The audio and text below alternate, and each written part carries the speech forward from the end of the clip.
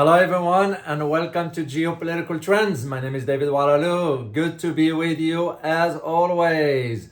As a geopolitical analyst, I ask, after Indian military placed a huge order with DJI, a drone company, it's a Chinese company, DJI refused to sell. Why that is?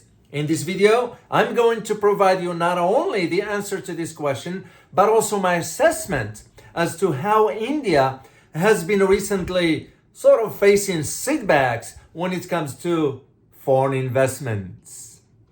Let's dive into this fascinating topic. Recently, a business dispute between Chinese drone maker DJI and the Indian government sparked major discussions in the industry as to how reliable India is when it comes to doing business.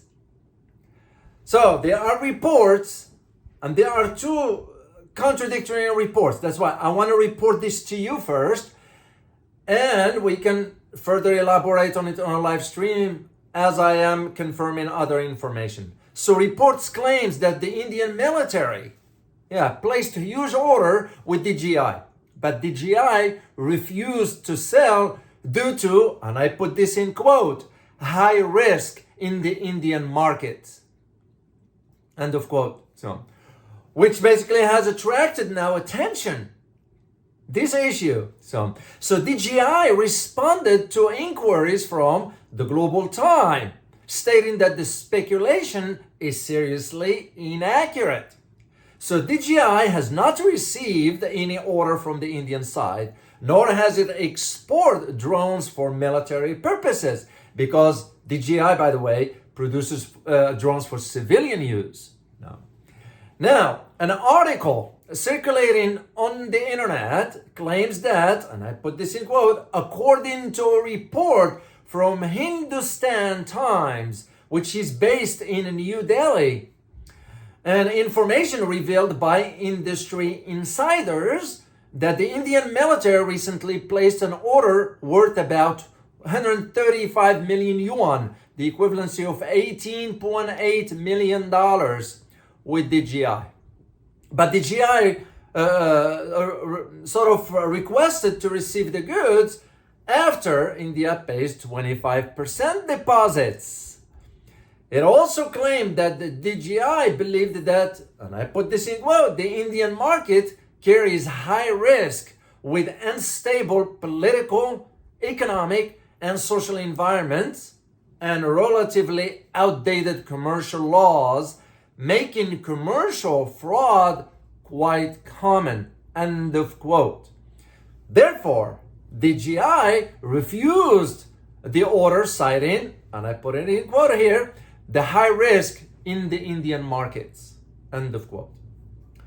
So this circulated content has attracted now attentions and even linked DJI actions to the unfair treatments faced by the Chinese companies in the Indian markets. We all remember Huawei, we all remember BYD, right? Suggesting that this is another move by Chinese companies to avoid falling into the Indian market trap and to establish rules for the Indian market. You can just see. So if the article is coming out of New Delhi and being worded this way, you can see what it's aiming at. But here is what I found in my own research, and I digged enough into this, and I found out that despite the red carpet, liberal policies, and incentives that India claims to offer foreign businesses, it is also true that India has not exactly been sort of a happy hunting ground for several multinational corporations. I did the research and the data showed me, and I found an article, by the way, in 2022, and I put the link for you guys, that the government in India revealed in its parliament in December of 2022, so which is last year, that as many as 2,783 foreign companies and their subsidiaries ceased operations in India. And this was between 2014 and 2021. This is according to the research that I found. So, and by the way, I'm going to give you an example of some of those multinational corporations. You're looking at Karen Energy. You're looking at Wholesome. You're looking at Daiichi Sankyo. You're looking at Carrefour, which is from France. You're looking at Henkel, Harley Davidson, and Ford, among others. We all know what's happened with Foxconn, right? We all know what just happened with Apple moving its operations to China. Even though I've heard that Apple kept some, but most of its operations moved to China. So, BYD, which I did a video for you guys, did not agree to deliver the goods to India without receiving first a deposit and Indian officials accused them of not adhering to international business rule. Well, no. You have to, it's a normal process in business. You pay either 50% upfront, then you pay, you complete the funds at the end. Simple as that.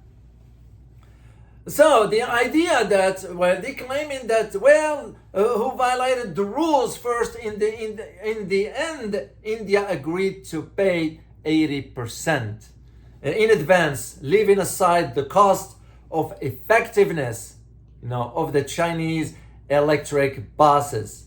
So no more.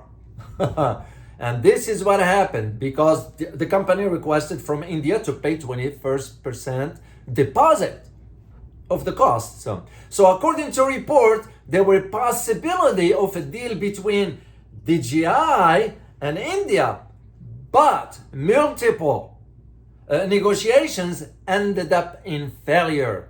So it tells you where the story is. Maybe time has come now for some calls for the Indian government to come forward with really its practices as to why multinational corporations are exiting India.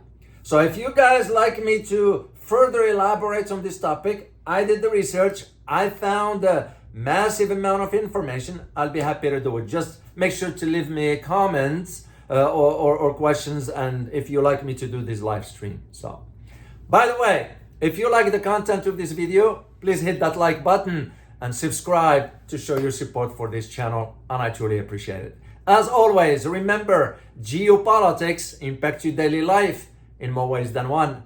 Till next time, bye-bye.